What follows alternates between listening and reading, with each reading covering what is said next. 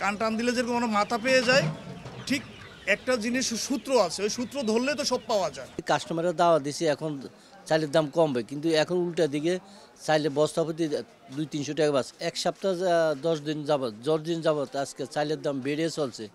চিকন চাল প্রতি বস্তায় আমরা 300-400 টাকা বাড়ছে। যে চাউল ব্যস্ত আমরা 70 থেকে 72 টাকা মিনিকেট চাউল, সেই মিনিকেট অনেক 78 টাকা কেজি। তো এইভাবে এখন সিজন, আমরা আশাবাদী, কাস্টমারের দাওয়া দিছি এখন চালের দাম কমবে, কিন্তু এখন উল্টা দিকে চাইলে বস্তা প্রতি 200-300 টাকা বাড়ছে। কেজিতে আপনার মনে করেন 6-7 টাকা বাড়ছে। এভাবে বাড়লে তো সাধারণ মানুষ বাঁচাই কঠিন হয়ে যাবে। তো এটা আমি মনে করি এটা সরকার এটা যেন ভালো মতো দৃষ্টি দেখে, চালের দামটা অন্তত নিয়ন্ত্রণে রাখে, সাধারণ মানুষ বাঁচতে পারবে। এক বস্তা চাউলে গত এক সপ্তাহের মধ্যে 3 থেকে 400 টাকা মিনিকেটে বেড়ে গেছে। 28টা মোটামুটি ঠিক আছে, 28 কোয়ালিটি বুঝি 1 টাকা করে বেড়ে গেছে। আর প্রতিটা চাউলের কোয়ালিটি বুঝি 5 টাকা 6 টাকা নাজির চাল, শুধু সবচেয়ে বেশি বাড়ছে মিনিকেটে। কাঁচা বাজার দাম সেভাবে আগের মতো কমে নেই। শীতের সময় যেটা হয় আপনার কমে যাওয়ার কথা, সেভাবে কমছে না। চালের দাম, ওই যে আজকে কথা বললাম ওনার সাথে, উনিও বলছে যে সেম চালের দাম বাড়তি।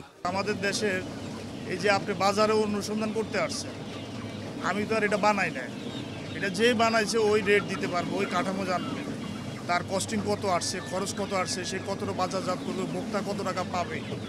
এইটা আমাদের যে রাষ্ট্রযন্ত্র যারা দায়িত্বে আছে, এটা সরাসরি বাজারে চলে আসে, বাজারে তো উৎপাদন করে না। যে প্রোডাক্টটা বানাবে সে তার থেকে কফিয়ত নিতে হবে যে তোমার এটা বাজারজাত কত টাকা হতে হবে।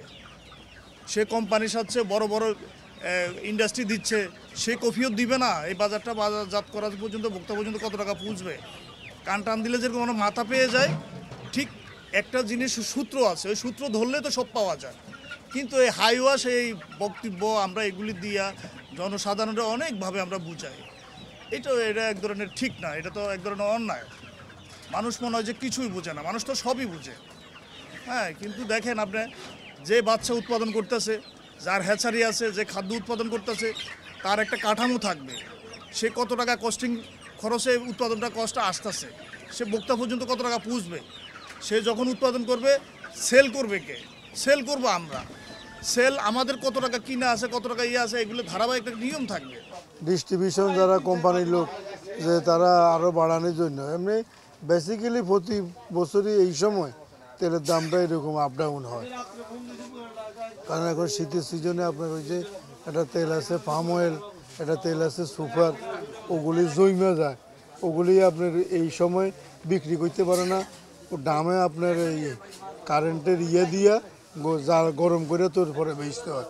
এটা আপনি এখান থেকে নিলেন, দোকানে নিয়েছেন, হোটেলে নিয়েছেন, বাসা থেকে জমি একদম ডালডার মতো হয়ে যায়। এই জন্য প্রতি বছরই এই সময়টুকু শীতের সিজনে তেলের দামটা আপ ডাউন হয়।